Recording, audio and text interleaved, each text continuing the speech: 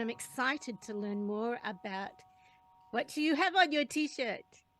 So to feed the soil and how that feeds the world. The more I learn about the soil ecosystem, the more excited I get about it. So my background is in agricultural science, and I ended up majoring in microbiology because I knew that microbes can literally clean up the mess we've made, pesticides, all kinds of chemical, nasty stuff, oil spills. So I've always, and once I found that out, I was like, well, agriculture is really actually ridden with all kinds of chemical treatments that we apply to our soils and our animals and our plants. So what a wonderful way to get into this idea of using microbes to actually clean up the mess we've made and go back to the original way that it was designed to function.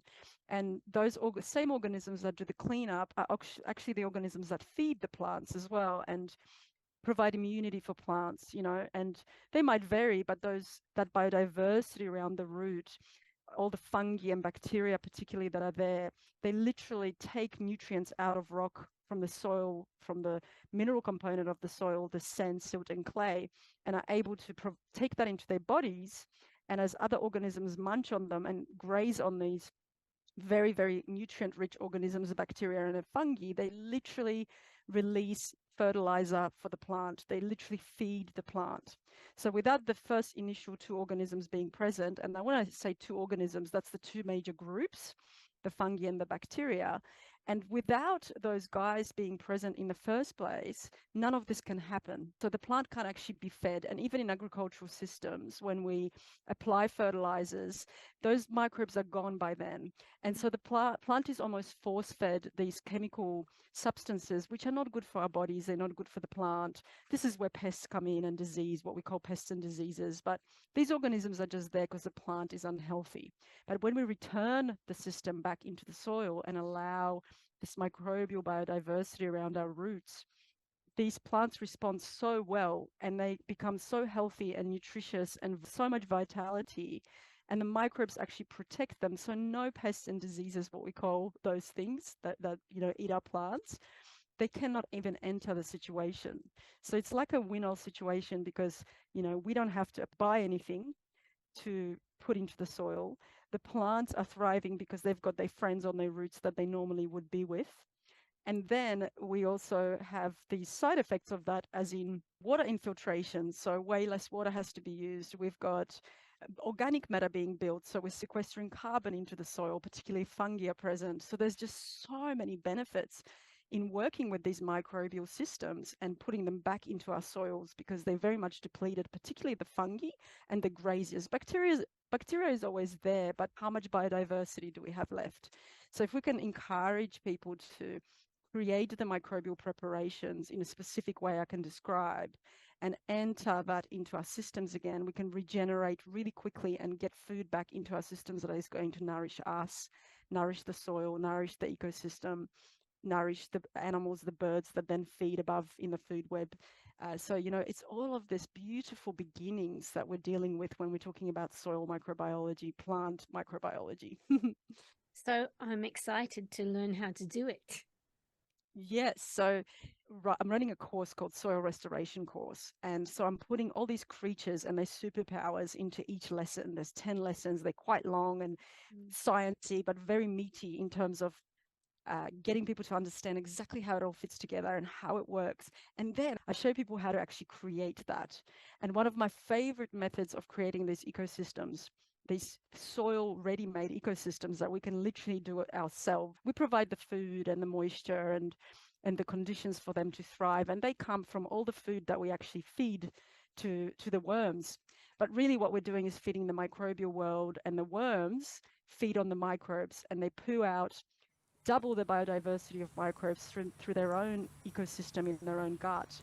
So they sort of like keep churning and making better and better microbial communities, basically coming together through this process of marrying the worms, the microbes, and the food we provide. So literally using our own waste. And my favorite system to do it in is not to disturb the worms, because oftentimes in our worm composting systems, they've been tiered up, worm farms that are divided into sections. The beauty of the system I'm talking about is where you don't disturb that top layer. you feed a lot of carbon in addition to your food, and then fungi can start coming back into the system. And worms love eating fungi, so they'll keep eating them and then pooping them out. And as this continues, the fungi munch on the carbon we add. And when this happens, we actually end up with a really microbially diverse and fungal rich compost, and we can harness it from the bottom of the system. So basically, it's called a continuous flow through worm farm. I call it the wheelie worm flow because it's created in a wheelie bin, and the 60 top centimeters of that bin is there for that cultivation of the microbes, the worms in the top layer, churning that food. The microbes then, can on the bottom where the worms no longer live, they keep churning that and keep making it into beautifully rich, wonderfully plant accessible, the best plant accessible food possible. And then you can harvest it, the compost that the worms and the microbes have made through these slats on the bottom, and you can just rake it up from the bottom. And then you wait quite a long time because the fungi have to take a while to develop. So you can probably wait up to a year for this process to finish. But then you've got this amazing compost. And then you can put it in a bag and dislodge the microbes into water. And that will be like a liquid that's actually microbially rich. So we never use worm tea or worm wee, and all these things that we call worm sort of good stuff is not really, it's just a leachate, that's just a misconception. And people use that, but they don't realize it's anaerobic and it's been sitting there sort of rotting. We need good stuff, good microbes. We want our plants to have oxygen-based microbiology around them, so that oxygen-based microbiology can provide oxygen and create more oxygen space for the roots to grow in, because our plants are very much loving of oxygen as well, even though they produce it in their leaves and we breathe it in, and they love the carbon. They also need their roots to be in a very lovely, friendly place for them, and that means oxygen is present as well as moisture, and as well as all their friends on their roots, which are the fungi, the bacteria, and all the creatures that feed on the rich fungi and bacteria that are so dense with nutrients that when they consume them, they release all that beautiful fertilizer, the poo that they make, and the plants love it. Thank you so much. So, about your course. This course is designed to cater to any soil situation, be it a mining site, big industrial agricultural system, or be it a small farmer or someone with a balcony, so it applies to anyone that's interested in understanding how the system works, how the soil food web is so vital. It's so hard to imagine how such a small microscopic creature can have incredible superpowers in what they do. And like, for example, one amazing thing average person doesn't think about is how much power it takes to fix nitrogen. Like for us to fix nitrogen and then sell it as a fertilizer, it's an extremely expensive process, extremely polluting, and only maybe 20% of that fertilizer actually goes to plants. The rest runs off into waterways and pollutes our oceans, kills our coral reef. Huge problems. But little bacteria have been doing that for millions of years, and they do it for free, and they use hardly any energy except the enzymes in their own bodies to do that conversion of the nitrogen from the atmosphere and breaking the triple bond in a nitrogen molecule. So microbes do that for free. The plant actually even employs bacteria, takes them into its root system and strips them of nutrients and then lets them out so they can get more food for it. And they go on a merry-go-round, and we call this the process of rhizophagy. So it's basically where sort of roots consuming bacteria.